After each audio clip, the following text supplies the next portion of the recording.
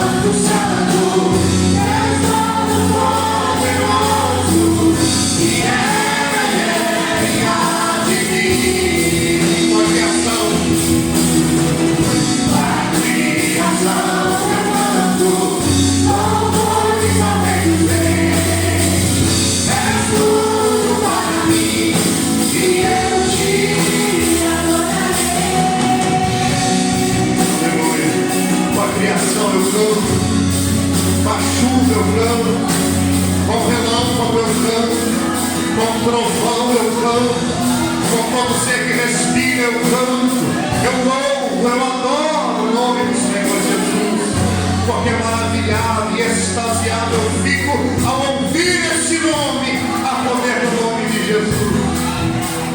Aleluia. Maravilhado, extasiado, eu fico a ouvir teu nome.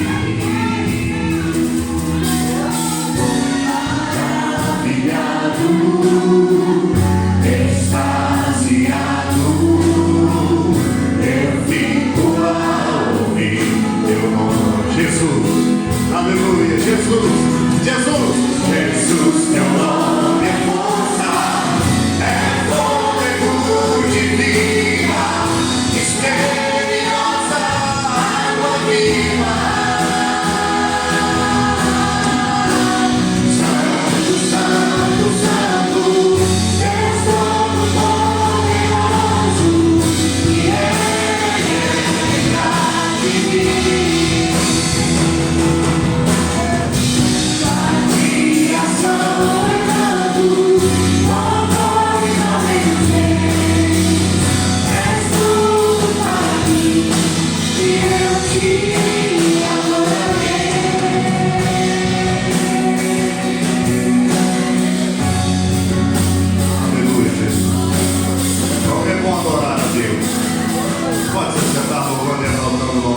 Jesus, que maravilha! Um dia chuvoso. Outro dia eu disse aqui que isso vai pela experiência de já quase 20 anos, né, pregando o Evangelho, cultuando a Deus, que os melhores cultos são os mais improváveis. É um dia chuvoso, é um dia difícil. É aquele dia que você se sente mais cansado. É aquele dia que a tua carne fala assim, não vai não. São os dias em que a gente mais recebe graças de Deus na nossa vida. Louvado seja o nome do Senhor Jesus. Porque Deus agrada dessas coisas e se manifesta. Glória a Deus. Irmãos, eu gostaria, antes de pregar a mensagem que o Senhor colocou no meu coração nessa noite, gostaria de chamar a irmã Camila aqui. Eu quero orar com a irmã Camila. Vem cá, minha irmã.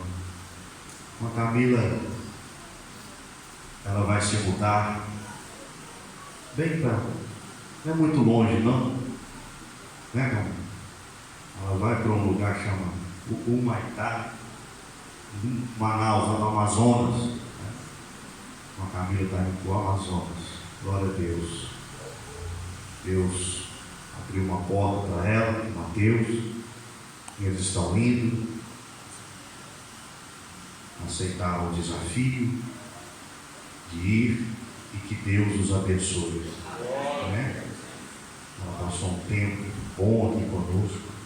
Ontem ainda falaram com ela que Camila chegou e logo deu um jeito de trabalhar. Logo se envolveu com as crianças. As crianças gostam dela, as professoras. Vai nos fazer falta. Mas Deus sabe todas as coisas, vamos sentir saudade. Mas o Senhor é de prosperá-la lá, abençoá-la e conduzir a sua história, que ela leve cada um de nós, essa igreja, no seu coração. Nós estaremos sempre orando por ela e abençoando a sua vida, a vida do Mateus, em nome de Jesus. Feche seus olhos, ore pela Camila, pelo Mateus, ir para um lugar completamente desconhecido, né? Sem conhecer ninguém. Manaus, Amazonas é como se você estivesse em outro país, como se fosse praticamente um outro país. É a mesma língua, com muitas diferenças de linguagens também, mas é uma cultura completamente diferente da nossa. Completamente. Ela vai ver isso lá. Eu já estive lá.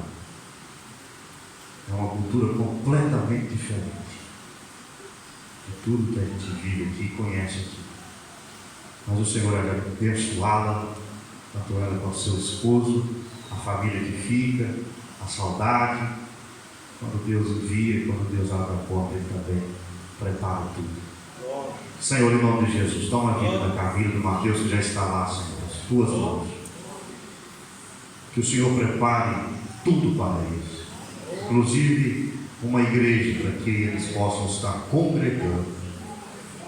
Em nome de Jesus, mostra para eles aquele lugar que, não o lugar que eles querem, mas o lugar que o Senhor quer.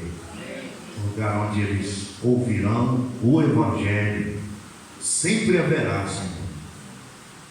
Apesar de estarmos vivendo um tempo difícil, de tantas coisas, tantas inverdades, tantas heresias, mas sempre haverá um lugar como testemunho fiel do teu nome, do teu Evangelho.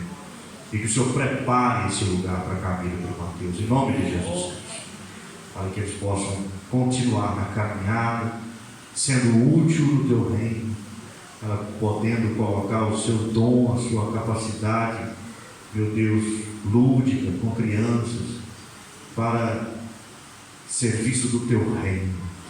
Como diz a letra do velho hino do cantor cristão, no serviço do teu reino eu sou feliz. Que ela seja feliz não somente no serviço que o Senhor tem para eles lá, mas que elas sejam também felizes no serviço do teu reino. Que o Senhor nos guarde, que o Senhor nos prospere, que o Senhor nos livre de todo mal. Queremos e sabemos que ouviremos boas notícias da vida e da caminhada da tua filha. Que o Senhor a abençoe e a guarde. Que o Senhor resplandeça sobre eles sempre a luz do seu rosto. Tenha Deus misericórdia e lhes dê sempre ali, Senhor, a tua paz.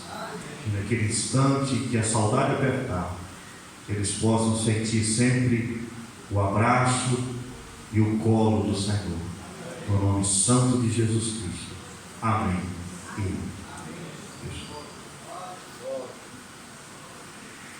Glória a Jesus.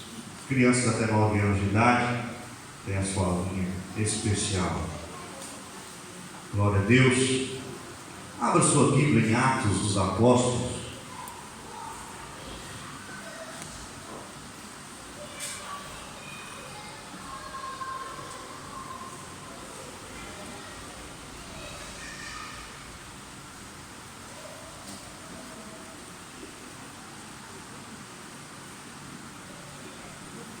No capítulo 16,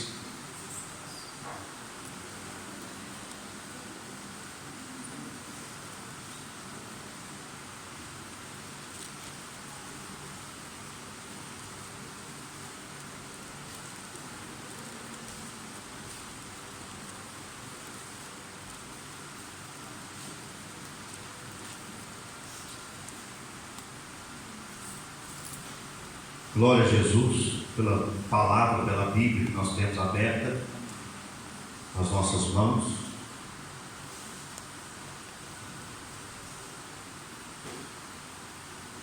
E pregar o Evangelho, irmão, só faz sentido para mim se eu perceber que Jesus está transformando a sua vida, que o Evangelho transforma. Amém. Jesus disse: "Eis que estou à porta e bato. Aquele que abrir, eu entrarei, cearei com ele e ele comigo."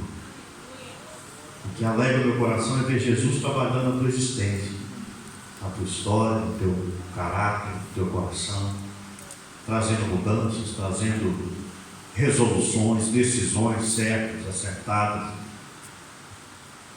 É ver você não protelar aquilo que Deus está pedindo de você, aquilo que Deus está falando com você. É isso que rega o coração de um pregador do Evangelho. É perceber que o Evangelho está modificando não somente a mim, mas a você também. Em nome de Jesus.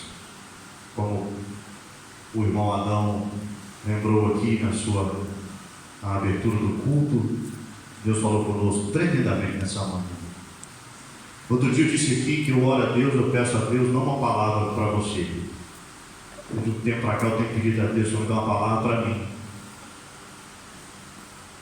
Para mim. E Deus tem sido bom para comigo. Tem falado aquilo que eu preciso ouvir da parte dele. E aquilo que eu preciso ouvir, que serve para mim, eu transmito para você. É simples assim. Então, primeiro, tudo aquilo que eu prego, primeiro Deus falou comigo. E eu gostaria de incentivar você. Essa mensagem de hoje de manhã, ela foi gravada e para se você não tem, pegue com ela, se ela não tem seu WhatsApp, pede para passar. Porque foi uma mensagem seríssima acerca do corpo de Cristo, do pão, do vinho, acerca do que representa isso, a simbologia disso, que é isso. Foram faladas coisas aqui hoje pela manhã, seríssimas, da vida cristã, da vida com Deus, do trato de Jesus conosco. Nós nos baseamos na última ceia de Jesus, no Jesus que ofereceu a Judas, deu a Judas, aquele que o trairia, a mesa da comunhão, passou para ele o pão encharcado em vinho, o corpo e o sangue de Cristo. Então você entender isso, entender o coração de Deus nesse instante, para que a gente não faça nenhum julgamento acerca de Jesus, né? Pensa, mas Jesus foi, de alguma maneira, mesmo sabendo que Judas o trairia, ofereceu ele a comunhão? Será que Jesus estava sendo isso, sendo aquilo? Não. Jesus estava sendo verdadeiro, como sempre ele foi. Verdadeiro em tudo. Porque quando ele oferece a Judas a comunhão da mesa e da ceia, ele estava dando a Judas também a oportunidade do perdão, como deu a mim, como deu a você. Então entender essa última ceia, essa graça de Jesus de ofertar até mesmo com aquele que o trairia, e a gente pega muito no Judas, mas aquele que o negou também foi dado a ele a mesa da comunhão, que foi Pedro. E nessa manhã nós esmiuçamos isso em detalhes. Seria muito bom que você ouvisse. Capítulo 16.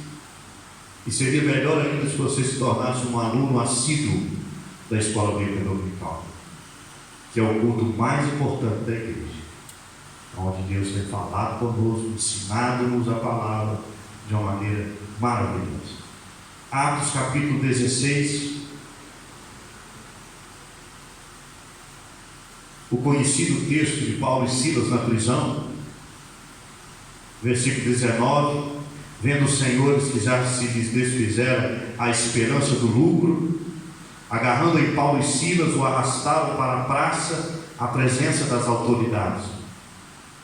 E levando-os aos pretores, disseram: estes homens, sendo judeus, perturbam a nossa cidade, propagando costumes que não podemos receber nem praticar, porque somos romanos. Levantou-se a multidão unida contra eles, e os pretores, rasgando-lhes as vestes, mandaram açoitá-los com varas. E depois de lhes darem muitos açoites, os lançaram no cárcere, ordenando ao carcereiro que os guardasse com toda a segurança. Este, recebendo tal ordem, levou para o cárcere interior e lhes prendeu os pés no tronco. Por volta da meia-noite, Paulo e Silas oravam e cantavam louvores a Deus. E os demais companheiros de prisão escutavam. De repente sobreveio um tamanho terremoto que sacudiu os alicerces da prisão, abriram-se todas as portas e soltaram-se as cadeias de todos. Aleluia, de todos. Feche os teus olhos. Senhor, muito obrigado por tudo, pela tua presença, pelo texto lido, e que agora possamos falar um pouco sobre ele, mas que haja graça, que haja unção nessa noite, que haja libertação nessa noite, em nome de Jesus Cristo, para a glória do teu nome. Amém e amém. O que fazer? Se fôssemos colocar um título na mensagem dessa noite, seria: o que fazer estando aprisionado. O que fazer estando aprisionado, preso? É exemplo de Paulo e Silas. Estavam aprisionados, presos por pregarem o Evangelho, presos porque expulsaram um demônio de uma jovem adivinhadora que ajudava alguns homens a ganharem dinheiro. Eles lucravam com o espírito maligno que apossava dessa moça e com certeza dava a ela alguma ajuda, alguma força para poder adivinhar, né? Um espírito de adivinhação. E a Bíblia diz que espírito de adivinhação é pecado. E ela tinha esse espírito de adivinhação, e Paulo e Silas, já, principalmente o apóstolo Paulo, já ficando ali um pouco já inquieto com essa situação, vai lá e expulsa o demônio dessa moça, esse espírito maligno sai, e esses homens então enraivecidos, enfurecidos por terem perdido a esperança do lucro, se voltam contra Paulo, armam toda ali aquela situação, e de fato Paulo e Silas são presos, aprisionados, foram colocados no último cárcere da prisão, aonde passava todo o esgoto daquela prisão. O último cárcere, quando a Bíblia diz o cárcere interior, era o último e o pior de todos, o mais fétido, o mais longe, o mais escuro, o mais difícil. Lá foram colocados esses dois santos homens de Deus, aprisionados, sem ter o que fazer. Não tinham advogados, não havia lei que os protegesse, não havia brechas na lei, não havia o STF do Brasil, não havia nada que pudesse tirá-los dali. Muito pelo contrário, dali era um passo muito curto para a morte, porque na verdade era a intenção dos fariseus, era a intenção das autoridades romanas, sobretudo religiosas de Israel, que esses homens, a exemplo de Jesus, fossem mortos um a um, como foram.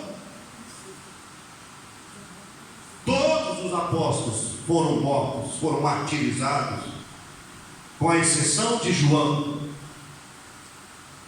mas que também foi deixado numa ilha até a morte. Nos conta a história da igreja. Flávio José, não a Bíblia, mas nos conta a história que tentaram matar João de diversas formas e não conseguindo, o lançaram naquela ilha. Mas todos os outros, se você pesquisar, você pode ter a curiosidade de pesquisar a morte dos discípulos de Jesus, um a um. Todos eles foram martirizados, todos eles foram mortos por pregar o Evangelho. Mas a igreja cresceu, o Evangelho se expandiu. Louvado seja o nome do Senhor. Matava um, nascia 10. E a igreja foi crescendo, e o Evangelho foi sendo difundido. Quanto mais perseguido, mais ele cresce. Muito pelo contrário, quando se persegue a igreja, na história, desde Cristo, desde a instituição da igreja, desde o dia de Pentecostes, a igreja tem a sua grandeza de qualidade quando é perseguida.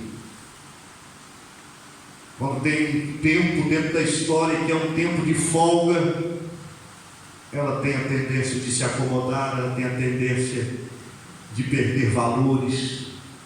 E a gente percebe isso claramente, às vezes, na nossa própria vida, na vida de outros, que quando tudo vai bem, costumam se acomodar no ninho cristão. Mas é só Jesus começar a colocar uns espinhos no ninho que nós começamos a buscar mais a Deus, não é assim? Nossa vida começa a melhorar, espiritualmente falando. Nós começamos a orar mais, começamos a não faltar mais cultos, pedimos orações, subimos no monte, queremos de uma maneira ou de outra que o Senhor entre nas nossas causas, nas nossas dificuldades. É assim, infelizmente é assim. Embora seja bom que a gente acabe com isso, que a gente não espere a dor, que a gente não espere as lutas maiores chegarem na nossa vida, para que tenhamos um salto de qualidade de vida espiritual. Por isso que o apóstolo Paulo diz: sede firmes e constantes. Temos que ter firmeza e constância na presença de Deus, independente da circunstância, da situação. Paulo e Silas são presos, e não há o que fazer. Eles não têm nada, não tem ninguém por eles, não tem advogado, não tem juiz, não tem escape. Estavam amarrados, trancafiados, algemados em troncos, sofridos, haviam também sido torturados, haviam apanhado também, com as costas doendo, ardendo, de couro, de tortura. Não tinham o que fazer.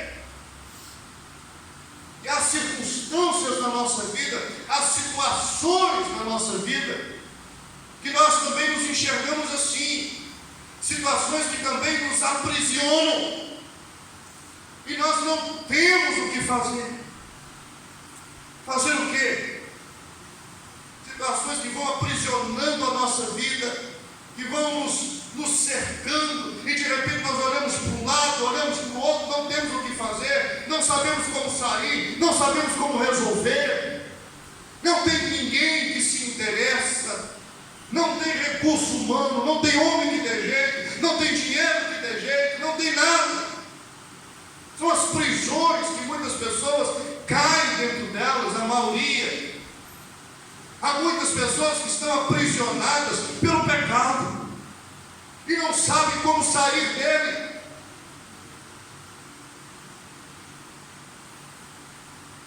É difícil sair do pecado. Outro dia eu estava conversando com um irmão, infelizmente um irmão pastor, ele não deixou de ser pastor. Embora esteja numa situação triste, caído, perdeu a esposa, perdeu as filhas para o pecado, voltou às drogas, um homem inteligentíssimo, culto, fala inglês, traduz livros em inglês, uma bagagem cultural interessante, pregador do evangelho, pastor, reitor de seminário, mas que até alguns dias atrás estava dormindo nas calçadas de Belo Horizonte.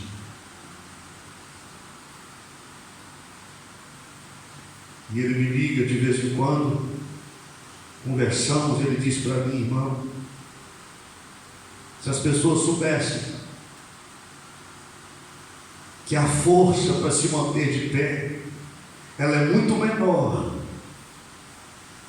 do que a força que temos que fazer para nos colocar de pé, para levantar. Nós temos que fazer força para manter a nossa vida espiritual de pé, temos, mas a força que temos que realizar, que temos que fazer para levantar de quedas espirituais, de prisões do pecado, ela é muito maior. Ele disse isso para mim chorando: é muito difícil levantar, aprisionado pelo pecado. Há tantas coisas que aprisionam as pessoas, o pecado é uma delas. A angústia, a tristeza provocada por tantas coisas, advinda de frustrações, de decepções, das depressões, das aflições da vida, das lutas, das dificuldades. Tem pessoas que estão aprisionadas às suas angústias, às suas lembranças do passado, que viveram e estão aprisionadas ao retrovisor da sua existência, só olham para trás e se aprisionaram naquilo que viveram de dor, de lágrima, naquilo que ouviram, que que passaram, que sentiram. Tem gente aprisionada nisso. Tem gente aprisionada no trabalho excessivo. Só enxerga o trabalho, não enxerga outra coisa. Excessivamente. E o que mais me tem preocupado nos dias de hoje, não somente na cidade de Ipanema, mas na nossa nação, aonde passamos, aonde vemos,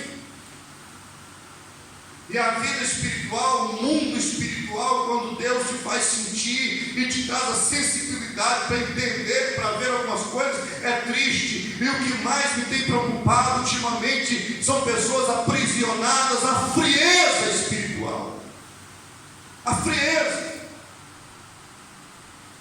que tem tomado conta de tantas pessoas, que se tornaram verdadeiras geladeiras espiritualmente falando, se tornaram insensíveis, que um pouquinho só de alimento espiritual já é o suficiente. Pessoas que perderam a fome de Deus, pessoas que perderam a sede de Deus, pessoas que não choram mais na presença do Senhor, pessoas que não confessam mais os seus pecados, pessoas que não oram mais, que não leem mais a Bíblia, que estão na igreja, que vão à igreja, mas que permanecem frios, sem graça, sem poder, sem unção do Espírito Santo. As pessoas que perderam aquele ardor do início, pessoas que não evangelizam mais, que não pregam mais, que não convidam mais os seus vizinhos para estarem na igreja, que não falam mais de Jesus.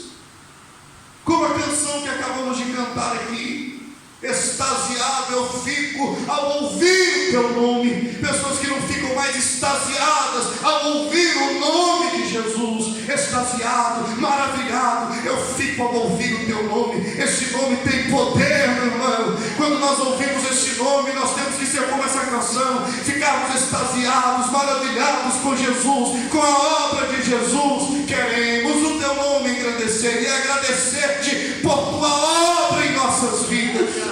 Aleluia, aleluia. Não podemos perder o fervor do Evangelho, a alegria da salvação, olhando firmemente para Ele, que é o autor e consumador da nossa fé. Pessoas que coisas do Evangelho para eles eram tão importantes e hoje deixaram de ser. A frequência deixou de ser algo importante, a vida com Deus. Pessoas aprisionadas pelas aflições, pelos vícios, por tantas coisas que aprisionam e que às vezes nós pensamos: eu não tenho como sair daqui, não tem jeito.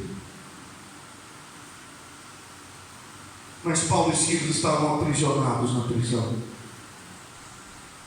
não tinham o que fazer. Mas o versículo 25, esse lindo versículo, a Bíblia diz que por volta da meia-noite, Paulo e Silas oravam, começaram a orar e cantar louvores a Deus. É isso que Deus está falando com você nessa noite.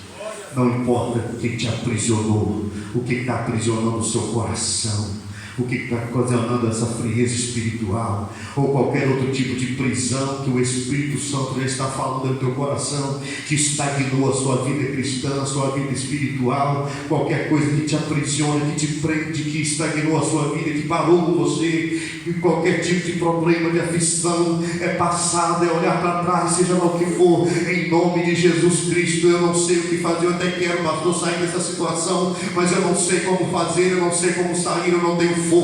Não tinha força, Paulo não tinha força, Silas não tinha força, eles estavam sofrendo, as costas estavam ali arrebentadas de tanto açoite, estavam algemados em troncos, estavam no último cárcere da prisão, o esgoto passava, o lugar era fedido, cheiro ruim, era escuro, era algo terrível. Mas à meia-noite, a pior hora da noite, a hora mais escura da noite, à meia-noite, Paulo e Silas oravam e cantavam louvores a Deus. Nós não temos outra coisa a fazer a não ser orar e cantar louvores a Deus, porque não há prisão que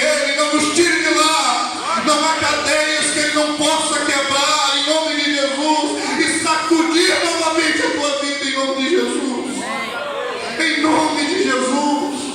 Eu não sei o que fazer, eu vou orar.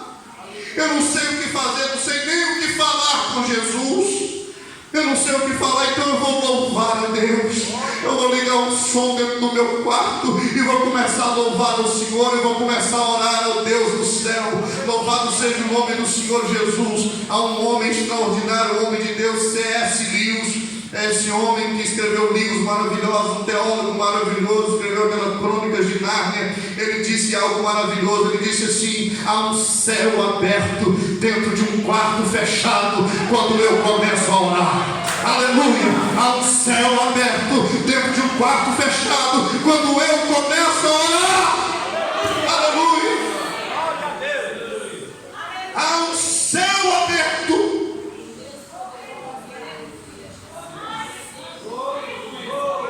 dentro de um quarto fechado quando eu começo a orar. Aleluia! Aleluia! Não há prisão que Ele não possa abrir. Não há buraco que você esteja que Ele não possa tirar. Não há frieza que Ele não possa atear fogo nessa noite. Não há aflição, não há angústia dentro da tua alma que Ele não possa curar. Aleluia! Não há vício que Ele não possa te fortalecer para você vencer, a não ser que você não queira.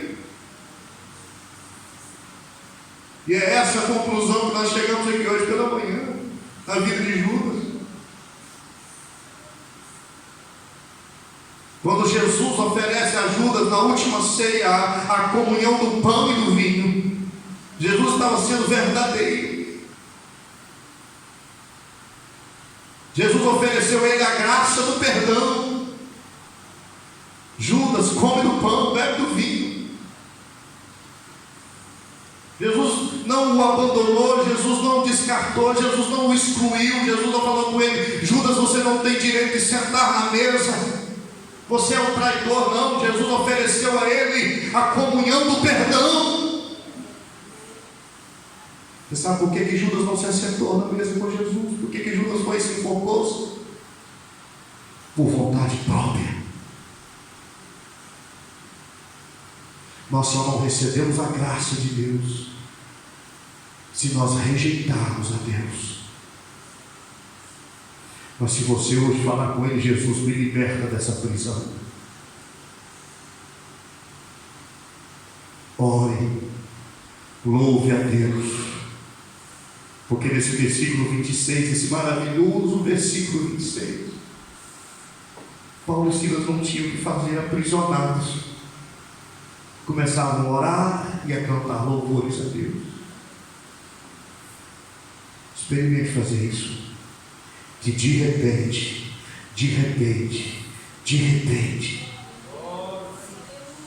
esse de repente quer dizer literal, porque lembra que a força que temos que fazer para sair dos antros, dos buracos e das prisões é mais forte. Mas experimente começar a orar, experimente começar a cantar louvores a Deus. Experimente começar a fechar o teu quarto e você vai perceber que o céu vai abrir lá dentro. De repente, sobreveio um tamanho terremoto que sacudiu os alicerces da prisão. O que te aprisiona, meu irmão? É a dor, é a perda, é o passado, são as angústias, são as frustrações, as decepções, é o vício, é o pecado, seja lá o que for. Eu posso dizer milhares de coisas aqui que talvez tenha batido com a tua história, com o que você está vivendo, mas é aquilo que talvez o Espírito Santo de Deus está revelando ao teu coração, que está te aprisionando, não deixando você caminhar. E a única coisa que Paulo e Silas fizeram foram orar, que é uma arma que nós estamos esquecendo que existe. Oração. Eu não vou falar por você, não vou falar por mim, como o inimigo peleja para que a gente não ore, como que a nossa carne humana peleja para que a gente não ore. Eu gosto muito do versículo que diz: estando Jesus a orar, e é mais ou menos o que C.S. Lewis disse: estando Jesus a orar, o céu se abriu. Aleluia. Depois do seu batismo, o céu se abriu e veio uma pomba, que era o Espírito Santo, e uma voz se ouviu: este é o meu filho amado, em quem me comprazo, em quem eu tenho prazer. Aleluia. Comece a orar e a louvar o Senhor, que de repente Deus vai sacudir os alicerces da tua vida, e Deus vai produzir um terremoto na tua história, na tua existência, no teu coração. As prisões se abrirão, e a Bíblia diz que Ele é aquele que corta o laço do passarinheiro, e nós de repente nos vemos livres, porque Ele nos salvou para que sejamos livres. De repente, versículo 26, sobreveio um tamanho terremoto que sacudiu os alicerces da prisão. E aqueles homens aprisionados, não somente Paulo e Silas, mas malfeitores, homens condenados, homens que morreriam, homens que estavam ali pensando, imaginando e desejando aproveitar a primeira oportunidade que fosse para fugir daquele lugar. Ninguém fugiu, todos foram para a cela de Paulo e Silas.